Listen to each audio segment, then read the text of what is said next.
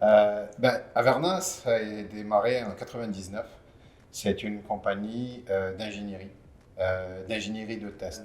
Les clients viennent nous voir pour les aider à développer une stratégie pour tester leurs produits en manufacturing. 400 employés, 8 bureaux à travers le monde. Un des sujets de l'heure, sinon, je dirais clairement un des 3 sujets de l'heure chez les dirigeants et dirigeantes d'entreprise, c'est la pénurie de main-d'œuvre. Ouais. Comment vous la vivez, cette pénurie-là? Comment vous y attaquez? Est-ce que c'est problématique pour vous?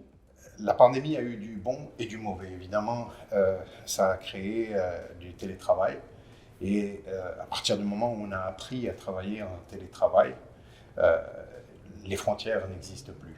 Certaines activités ont été redistribuées en fonction pour être beaucoup plus efficaces. Par exemple, certaines choses qui se faisaient à Montréal, maintenant, elles peuvent se faire au Mexique. Est-ce que la technologie a été un outil clé pour vous pour être capable justement de combler à cette pénurie-là et de faire la redistribution des tâches?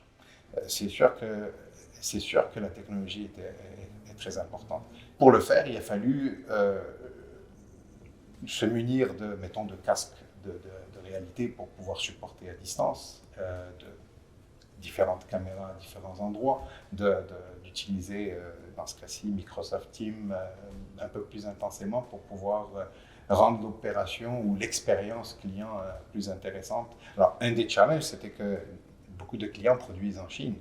Et donc, la Chine était complètement fermée, donc c'était juste pas possible. Mm-hmm. Il fallait développer des systèmes de ce genre-là, mais on voit que des systèmes de ce genre-là, non seulement ils répondent à un besoin à cause de la pandémie, mais aussi amenuisent un petit peu l'effet de la pénurie aussi. Mm-hmm. Alors, la technologie a été salvatrice pendant la pandémie, mais elle va devenir le vecteur pour pallier à la pénurie. On n'a pas le choix que de nous adapter à cette nouvelle génération jeune. C'est des gens qui sont très allumés et qui sont nés avec un téléphone dans les mains. On n'a pas le choix que de s'adapter et garder le niveau de technologie avec eux pour pouvoir les stimuler constamment. Donc, je ne pense pas qu'un document Word va garder cet intérêt-là. Ça prend des technologies plus avancées. On va prendre la mesure de l'importance de la technologie dans la culture et pour faire vivre la culture d'une organisation. Mm-hmm. À l'heure actuelle, on a beaucoup, j'ai l'impression, tendance à dire, pour faire vivre notre culture, il faut ramener les gens au bureau, pour leur faire vivre ces expériences-là. Oui, c'est une composante, mais on ne peut pas se limiter à ça. Non. La culture doit se vivre de n'importe où, à n'importe quelle heure, quelque part.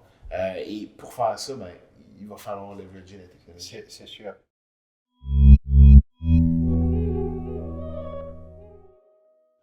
Merci. On va me gorger. Parce qu'il paraît que ça porte malheur de ne pas prendre une gorgée. De ne pas prendre de gorgée une fois après avoir chill. C'est ce que j'ai déjà entendu. On va éviter le malheur.